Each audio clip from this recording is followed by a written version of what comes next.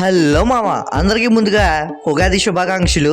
ఇంకా అలా పొద్దునే లేచి ఉగాది పచ్చడి కోసం వేపరొబ్బ గుమ్మానికి తగిలించడానికి మామూలు రొబ్బ కోసి తెచ్చి పెట్టేశాము.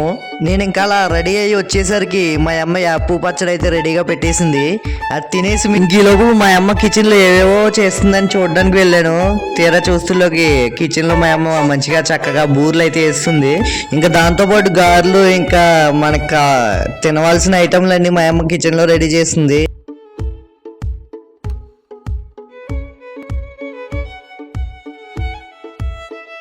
ఇంకా అవన్నీ రెడీ అయిపోయిన తర్వాత మా అమ్మ టెంపుల్కి వెళ్ళొద్దాం నడరా ఒకసారి అని చెప్పింది. ఇంకా మా అమ్మని తీసుకుని నేను టెంపుల్కి అయితే వెళ్ళిపోయాను. అలా దర్శనం చేసుకుని కొంచెంసేపు అక్కడ రిలాక్స్ అవి వచ్చేసాము.